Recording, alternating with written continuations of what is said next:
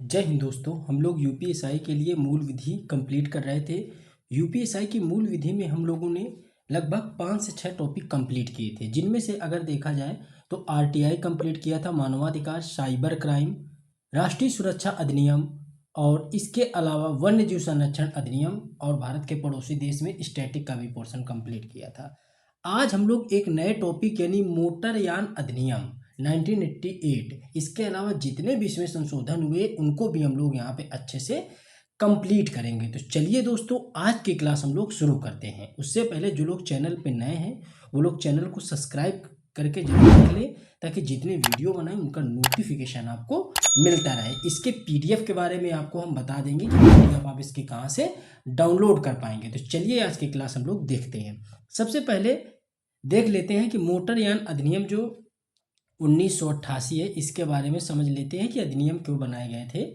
तो देखो, बेसिक से हम चीज़ों को कवर करते हैं, बेसिक से लेकर के एडवांस तक। तो कोई भी चीज़ आप पढ़ो, पढ़ने से पहले उन चीज़ों को बिल्कुल उसका बेसिक समझ लो कि क्या चीज़ें हैं। ठीक है, तो बेसिक में चीज़ें हमें समझनी है कि कब लागू हुआ, कब इसको पारित कराया गया। ठीक है, इसमें कितने अध्याय, कितनी अनुसूचियाँ, कितनी धाराएं, ये होता क्या है मोटर अधिनियम, इन सब चीज़ों को बेसिक को हमें समझना है। इसके बाद इसकी धाराओं को भी अच्छे से, अनुसूचियों को भी अच्छे से हम लोग कवर करेंगे। तो चलिए सबसे पहले देख लेते हैं मोटर यान अधिनियम जो आया वो था क्या। तो मोटर वाहनों से संबंधित सभी पहलुओं को नियंत्रित करने के लिए मोटर वाहन अधिनियम बनाया गया। उसी को मोटर वाहन कह दो या मोटर यान कह दो, बात एक ही है। ठीक है, अब इन अधिनियमों को समय समय पे संशोधित भी किया गया है। जितने भी अधिनियम बनाए गए उनको संशोधित भी किया गया है। इन अधिनियमों को निम्नलिखित महत्वपूर्ण बिंदु इनमें शामिल किए जाते हैं, जैसे मोटर का नियंत्रण करना, मोटर का पंजीकरण करना, ड्राइवर कंडक्टर लाइसेंस, परमिट, यातायात नियम, बीमा, अपराध और दंड जैसे प्रावधानों को भी इनमें सम्मिलित किया जाता है। कि अगर यार आप मोटर वाहन चला रहे हो तो वो अधिनियम आपको बताता है कि अगर आपके पास लाइसेंस नहीं है तो कौन सी धारा के तहत कितनी सजा होगी, कितने का चालान किया जाएगा। अगर आप सिग्नल अगर तोड़ते हो तो उसके लिए आपको कितना दंड दिया जाएगा। ये सब कुछ इसमें लिखा है। वो यही बात बता रहा है कि इन बिंदुओं को यहाँ पे सम्मिलित किया जाता है। ये चीज़ आपने समझी, मोटरयान अधिनियम क्यों बनाया गया। अब समझ लेते हैं कि पहला जो मोटर वाहन अधिनियम था वो कब आया। तो वो 1914 में आया, और 1914 में भारत आज़ाद नहीं हुआ था। तो वो ब्रिटिश समय का पहला मोटर वाहन अधिनियम था। ये क्वेश्चन पूछा गया था कि ब्रिटिश समय का पहला यानी कि स्वतंत्रता से पहले मोटर वाहन अधिनियम कौन सा था। तो 1914 वाला था। स्वतंत्रता के बाद कौन सा था, तो इस बात को भी यहाँ पे आप अच्छे से याद रखिएगा। तो दूसरा आया 1939 में, तीसरा आया 1988 में। तो अब अगर आपसे पूछ ले कि स्वतंत्रता के बाद मोटर यान अधिनियम कौन सा पहला कौन सा था, तो 1988 था। इसी के आज की जो स्थिति है भारत में मोटर वाहन अधिनियमों की, वो इसी के बेसिस पे चल रहे हैं। और जो जो तीसरा यानी 1988 का मोटर वाहन अधिनियम है, इसमें अब तक 5 टोटल संशोधन किए गए हैं। कितने किए गए? 5 संशोधन किए गए हैं। उन्हीं संशोधनों के आधार पे सारा मोटर वाहन अधिनियम को संचालित किया जा रहा है। तो आप मोटा मोटा ये बात कह सकते हैं कि पहला आया 1914, दूसरा आया 1939, तीसरा आया 1988, और 1988 के ही नियम कानून आज भी चलाए जा रहे हैं। 1988 के इस अधिनियम को 5 बार संशोधित किया गया है। उसके बारे में हम लोग आगे डिटेल से देखते हैं। तो आई होप ये चीज़ आप अच्छे से समझ गए होंगे, चीज़ें आपको अच्छे से समझ में भी आई होंगी। चलिए अब आगे यहाँ पे कि जो हमने तीसरा मोटर वाहन अधिनियम पढ़ा 1988, तो 1988 से ही क्वेश्चन आपको बनता है। इसी से अभी भी मोटर वाहन के नियमों को लागू किया गया है भारत में। तो इसको संसद में कब पारित किया गया है, तो 14 अक्टूबर 1980 नहीं है, यहाँ पे 88 है। तो याद रखिएगा 14 अक्टूबर 1988 को इसको संसद में पारित किया गया। इसे संपूर्ण भारत में 1 जुलाई 1989 को लागू कर दिया गया। किसको? तीसरा जो मोटर वाहन अधिनियम था 1988 को। अब तक इसमें 5 संशोधन किए गए हैं। ये संशोधन भी आपको हम बताते हैं कौन से 5 संशोधन है। ठीक है, कुल इसमें अगर अध्याय की बात करी जाए तो 14 अध्याय हैं। कुल धाराएं कितनी है, तो 217 धाराएं हैं। कुल अनुसूचियां कितनी हैं, तो इसमें अभी तक 2 अनुसूचियां बनाई गई हैं। ये बात आप बेसिक आपने समझा किसका? मोटर वाहन अधिनियम 1988। ये बात आपने समझी कि पारित कब हुआ, लागू कब हुआ, कितने संशोधन हुए, कितने अध्याय थे, कितनी धाराएं थी, कितनी अनुसूचियां इसमें सम्मिलित थी। अब जो 5 बार जो इसको संशोधित किया गया, उस 5 बार में संशोधन में देखो कब कब किया गया। तो जो पहला मोटर वाहन अधिनियम जो संशोधित हुआ 1994 में, दूसरा हुआ फिर 2000 में, फिर किया गया 2001 में, फिर किया गया 2015 में, और फिर किया गया 2019 में। कब किया गया? 2019 में। और जो 2019 वाला अधिनियम था, इसको 1 सितंबर 2019 से ही लागू भी कर दिया गया था। तो ये कई बार एग्जाम में पूछा गया है, तो इसको याद रखिएगा। 2019 का जो मोटर अधिनियम था, उसको 1 सितंबर 2019 को क्या किया गया था? लागू कर दिया गया था भारत में। ये किसके अंतर्गत हम लोग पढ़ रहे हैं? मोटर अधिनियम 1988 के अंतर्गत इसी को 5 बार संशोधित किया गया है। इसी के आधार पे पूरे देश की जो मोटर व्हीकल एक्ट है, इसी के आधार पे चलाया जा रहा है। बात आप समझ गए होंगे। इसके आगे हम लोग देख लेते हैं, ठीक है। अब देखिए, जो अनुसूचियों की बात थी, तो हमने आपको ऊपर बताया कितनी अनुसूचियां थी, तो आपने तुरंत बताया कि सर 2 अनुसूचियां थी। कितने अध्याय थे? 14 अध्याय थे। कितनी धाराएं थी? 217 धाराएं थी। देखो, कुछ भी आप ये सोचो कि बाद में याद कर लेंगे, तो उससे काम नहीं बनेगा। आप दिमाग को बिल्कुल शांत करके, दिमाग की खिड़की खोल करके बैठो। पेन कॉपी जरूरत पड़े तो ले करके बैठो, वरना जितने भी पेड बैच वाले स्टूडेंट हैं, उनको ये सारी पीडीएफ वहाँ पे आराम से मिल जाएगी। बाकी लोग अपना चाहो तो इसका नोट्स भी बनाते चल सकते हो, ठीक है। तो आप बिल्कुल रिकॉल करते चलो, जो जो ऊपर पढ़ा रहे हैं वो हम बीच बीच में रिपीट भी करते हैं, तो उसको दिमाग में रिकॉल करते चलो, ठीक है। तो कितनी धाराएं थी? तो तुरंत आया 217 धाराएं। कितने अध्याय थे? सर 14 अध्याय थे। कब, कितनी बार संशोधन हुआ? 5 बार संशोधन हुआ। कब इसको लागू किया गया था? संसद में कब पारित किया गया था? 14 अक्टूबर 1988। लागू कब किया गया? 1 जुलाई 1989। बिल्कुल। अब अनुसूचियां कितनी है? 2। तो पहली अनुसूची में जो यातायात के संकेत है उनके बारे में बताया गया, और दूसरी अनुसूची में मुआवजा के बारे में बताया गया था। लेकिन 2019 में जो हमने आपको बताया है कि इसमें 5 संशोधन हुए, 5 संशोधन में जो 5वां 2019 में हुआ था, उसको 1 सितंबर 2019 को लागू किया गया था। तो 2019 वाले संशोधन में दूसरी अनुसूची को हटा दिया गया था, ये मुआवजे वाली अनुसूची को हटा दिया गया था। क्वेश्चन यहीं से ऐसे ही क्वेश्चन बन के आते हैं जहाँ पे थोड़ा सा टेक्निकल चीज़ें होती है, टेक्निक का इस्तेमाल होता है, या फिर ऐसी शब्दावली या ऐसी चीज़ें वहाँ से निकल के आती है जहाँ से आपको फंसाया जा सकता है, तो वहाँ से क्वेश्चन बनता है। जैसे इस दूसरी अनुसूची को कब हटाया गया? तो 2019 का जो संशोधन हुआ था मोटर व्हीकल एक्ट में, तो उसी के आधार पे इसको हटाया गया था। चलिए, ये अनुसूची भी आपने यहाँ पे समझ ली। अब देख लेते हैं हम लोग धाराएं। अब हम लोग क्या देख लेते हैं? धाराएं। तो देखिए, 217 धाराएं हैं। अब 217 धाराओं में से सारी धाराएं आपको नहीं पढ़नी है, सारी धाराएं नहीं पढ़नी है। फिर भी ज़्यादातर जहाँ से क्वेश्चन पूछने के चांसेस हैं, प्रीवियस और क्वेश्चन पेपर देखने के बाद हम वो धाराएं आपको जरूर करवाएंगे जहाँ से क्वेश्चन ज़्यादातर पूछा जा सकता है, आपको फंसाया जा सकता है। तो निश्चिंत होकर के आप आराम से बिल्कुल इसको देखिए, और आपको ये सारा चीज़ें हम यहाँ पे क्लियर कराते हैं। तो धाराओं में देखिए, धारा नंबर 1 कहता है अधिनियम का संक्षिप्त नाम, विस्तार और लागू करने के बारे में धारा नंबर 1 बताती है।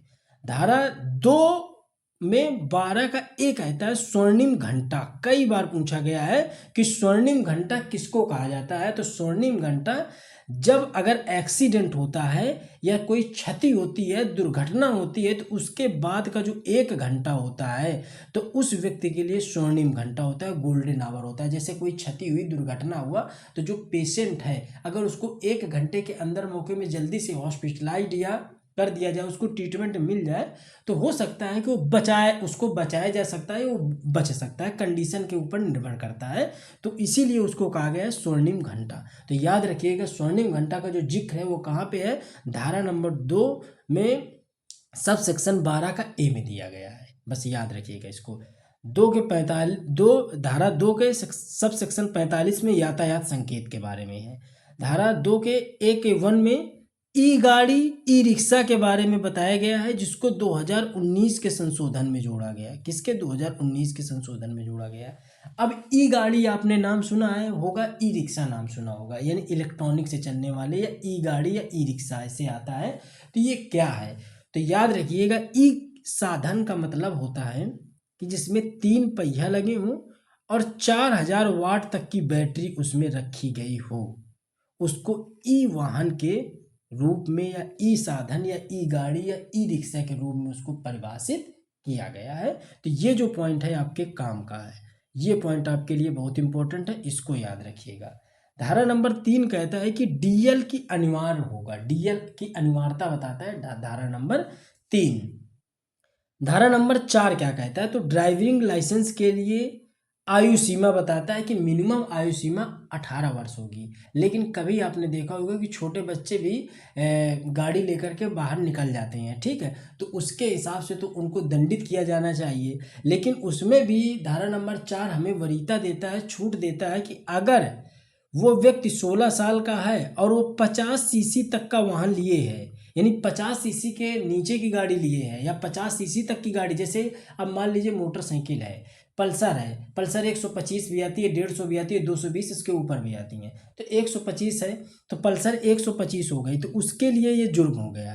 क्यों? क्योंकि अगर उसकी उम्र 16 साल है तो उसको 50 सीसी तक का ही वो साधन चला सकता है, 50 सीसी तक में उसके ऊपर दंड की या कोई कार्यवाही या कोई जुर्माना नहीं लगेगा, ठीक है, उसको 50 सीसी तक की छूट है। अब ये पल्सर गाड़ी 125 सीसी की है तो उसके लिए उसको दंडित किया जाएगा अगर वो चलाएगा। इसके लिए उसकी मिनिमम उम्र कितनी होनी चाहिए, 18 वर्ष होनी चाहिए और डीएल भी होना चाहिए। डीएल के लिए उम्र कितनी है, 18 वर्ष है। यहाँ तक आपने अच्छे से बात समझी। तो धारा 1 हो गया, फिर गोल्डन आवर क्या हो गया, दुर्घटना के बाद 1 घंटे का समय जो होता है। 2:45 धारा 2 के सब सेक्शन 45 में संकेत के बारे में दिए गए हैं यातायात के। फिर ई रिक्शा ई गाड़ी के बारे में समझा। धारा 3 में डीएल के बारे में बताया गया है। धारा 4 में बताया गया है कि डीएल की जो मिनिमम उम्र है वो 18 वर्ष है, और अगर 50 सीसी का कोई गाड़ी अगर आप चला रहे हो तो आपकी उम्र अगर 16 साल है तो आपको कोई दंडित नहीं किया जाएगा। यहाँ तक आपने अच्छे से समझा। देखिए दोस्तों, इन नोट्स को इतनी बेहतरीन से तरीके से डिजाइन किया गया है, इतनी बेहतरीन तरीके से बनाया गया है कि एग्जाम में क्वेश्चन अगर इस टॉपिक से आएगा तो छप के जाएगा।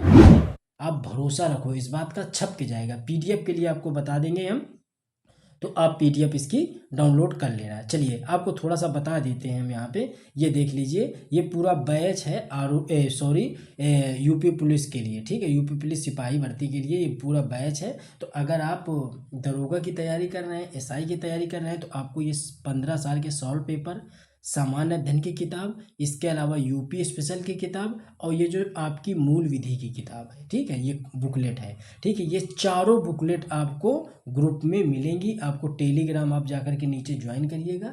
टेलीग्राम जैसे ही ज्वाइन करेंगे आप मेरे ग्रुप में पहुंच जाएंगे, टेलीग्राम वाले में, वहाँ इसकी डिटेल दी गई है।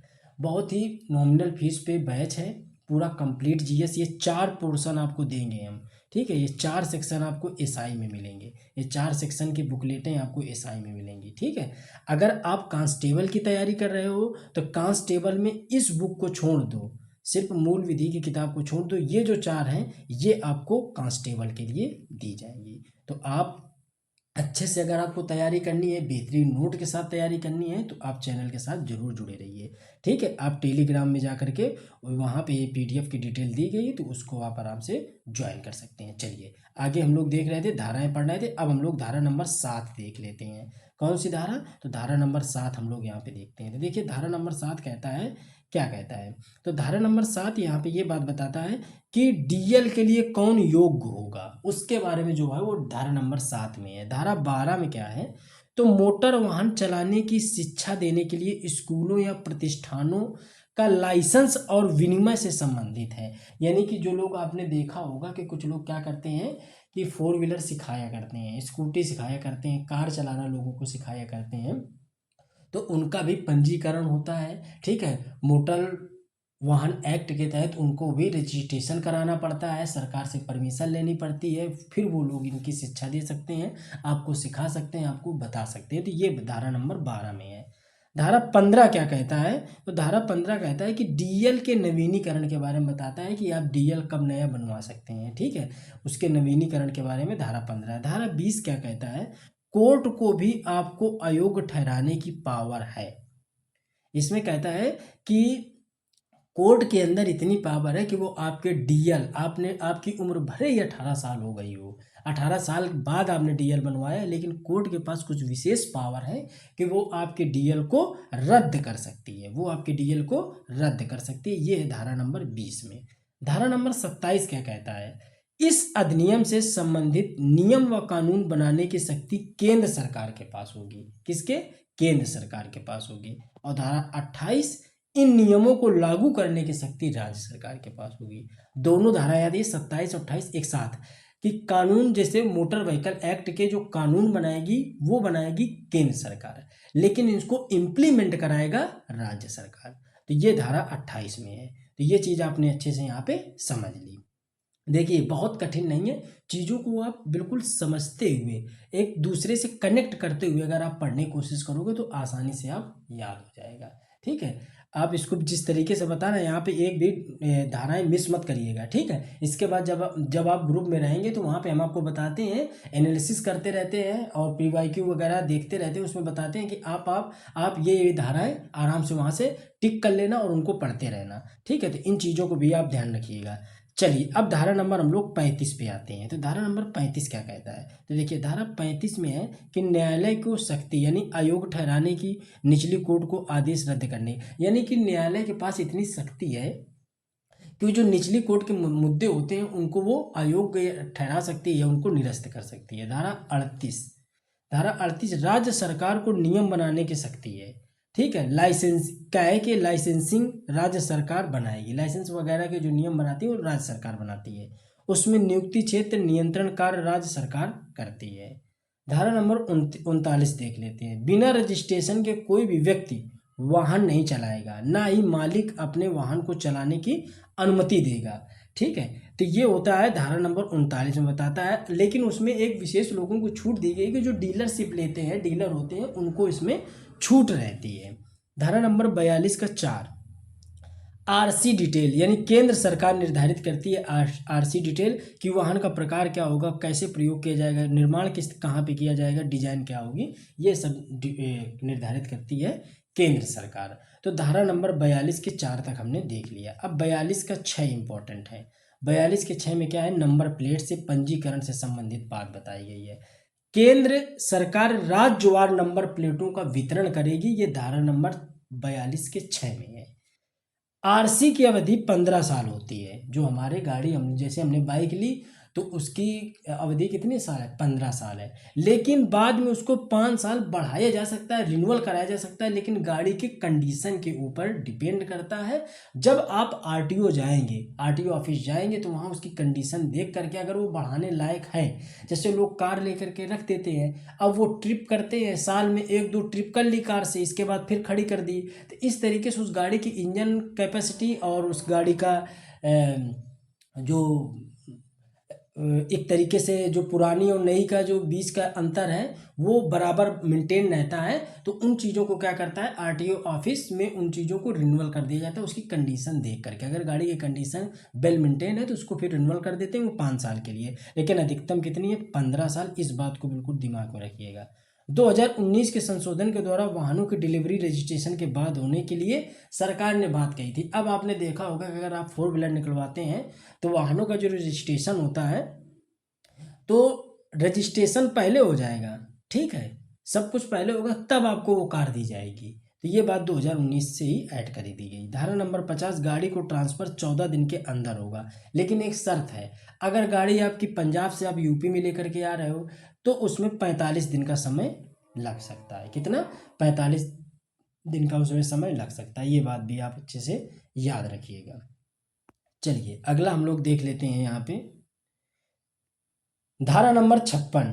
धारा नंबर 56 देखते हैं हम लोग यहाँ पे। 56 में क्या है कि गाड़ी का फिटनेस अनिवार्य होना चाहिए। ये धारा कहती है 56 नंबर, गाड़ी का फिटनेस अनिवार्य, यानी कि जो गाड़ी की सीट बेल्ट है, वो गद्दी वगैरह है, वो हेडलाइट वगैरह है, वो ठीक है, ये सारा, और टायर्स वगैरह है, ये सारा मेंटेन होना चाहिए। ये आती है धारा नंबर 56 के अंतर्गत। अगर ये नहीं है तो आपका उसमें भी चालान किया जा सकता है। इस बात को आप अच्छे से याद रखिएगा दोस्तों। इसका नोट्स आप बनाते चलिए। अगर नोट्स आप बनाने से बच रहे, लगता है कि नहीं रिवीजन हम कर सकते हैं जल्दी जल्दी, तो आप सीधे से टेलीग्राम ज्वाइन कर लीजिएगा। ठीक है, टेलीग्राम आप ज्वाइन करेंगे, वहाँ पे इसका नोट्स आपको अच्छे से, इसका ही नहीं जितनी मूल विधि के चैप्टर करवाए गए हैं और साथ में यूपी स्पेशल का भी पीडीएफ दिया जा रहा है। कल से भूगोल के भी उसमें नोट्स डालने चालू कर दिए जाएंगे, तो आप कंप्लीट जीएस इस ग्रुप से कंप्लीट कर पाएंगे।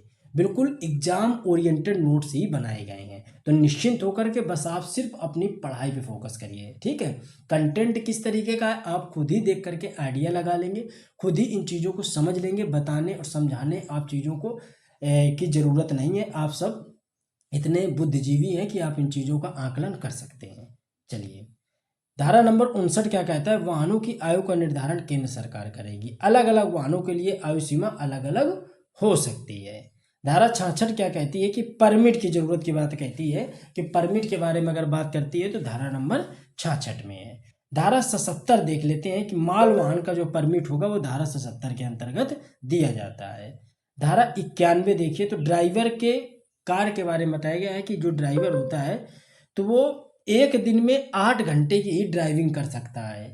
एक दिन में 8 घंटे की ड्राइविंग उसके लिए एक मानक है कि वो 8 घंटे की ड्राइविंग कर सकता है, इसके ऊपर वो नहीं कर सकता है। ठीक है, लेकिन अगर एक सप्ताह में देखा जाए तो वो 48 घंटे से अधिक की ड्राइविंग नहीं कर सकता है। ये बात आप याद रखिएगा। ये कौन सी धारा बताती है, तो धारा 91। धारा 97 देख लेते हैं, तो राज्य परिवहन के उपक्रमों के बारे में धारा 97 में बताया गया है। धारा 106 क्या है, तो राज्य परिवहन को गुम सामान के संदर्भ में बताया गया है कि जैसे कि रोडवेज बसें होती हैं, अब इसमें सामान अगर किसी का छूट गया या मिल गया, ठीक है, तो उस सामान को क्या किया जाता है कि एक निश्चित समय तक राज्य परिवहन उसको अपने पास रखता है, फिर क्या करता है उसको बेच दिया जाता है, और बेचने के बाद जो उसका पैसा होता है वो सरकार के खाते में जमा कर दिया जाता है। तो ये 106 नंबर धाराओं तक कंप्लीट कर दिया। टोटल कितनी 217 धाराएं हैं, कितनी है 217 धाराएं हैं। अगले वीडियो हम लोग इसके आगे की धाराओं को कंप्लीट करेंगे। एक बार इसका जल्दी से हम लोग रिवीजन कर लेते हैं कि आज के क्लास में हम लोगों ने क्या क्या कंप्लीट किया। तो देखिए, आज के क्लास में हम लोगों ने सबसे पहले पढ़ा कि पहला मोटर व्हीकल एक्ट कब आया, दूसरा कब आया, तीसरा कब आया। जो तीसरा आया उसी के नियम कानून के आधार पे अभी के मोटर व्हीकल एक्ट को चलाया जा रहा है, जिसमें इसको पारित कब किया गया, लागू कब किया गया, कितने संशोधन हुए, कुल कितने अध्याय थे, कुल कितनी धाराएं थी, कुल कितनी अनुसूचियां थी। समय मत बर्बाद करो, हम आपसे पहले भी कह रहे हैं, मेहनत से अगर पढ़ोगे तो उसका परिणाम पॉजिटिव निकल के आएगा। ये कहीं भी इसमें चूक होने वाली नहीं है। ईमानदारी लगन मेहनत से पढ़ोगे तो सब कुछ आपके फेवर में ही होता है। कुल कितने संशोधन हुए, संशोधन भी बता दिए, 1994, 2000, 2001, 2015, 2019 में हुआ था। ठीक है, बिल्कुल सिस्टम से नोट्स बनाया गया है कि आपको पढ़ने की कहीं बिल्कुल भी समझने की कहीं भी ज़रूरत आपको ना पड़े। यहाँ पे धाराओं के बारे में भी आपको यहाँ पे हमने समझाने का प्रयास किया है। तो आई होप चीज़ें आप अच्छे से समझ पाए होंगे। आप लोगों से सिर्फ इतनी रिक्वेस्ट रहती है कि आप वीडियो को शेयर कर दिया करिए। ठीक है, ज़्यादा से ज़्यादा लोगों तक वीडियो को शेयर करें। चलिए, इसका अगला पार्ट लेकर के आएंगे, उसमें धाराएं बता देंगे और जितने अध्याय हुए थे, जो इम्पोर्टेंट अध्याय हैं और जो बचे धाराएं जो इम्पोर्टेंट है उसको भी हम कवर करा देंगे नेक्स्ट पार्ट में। तो चलिए दोस्तों, वीडियो अच्छा लगा तो लाइक करिए, कमेंट करिए और वीडियो को ज़्यादा से ज़्यादा तक शेयर करिए। मिलते हैं अगले वीडियो में, तब तक जय हिंद, जय भारत।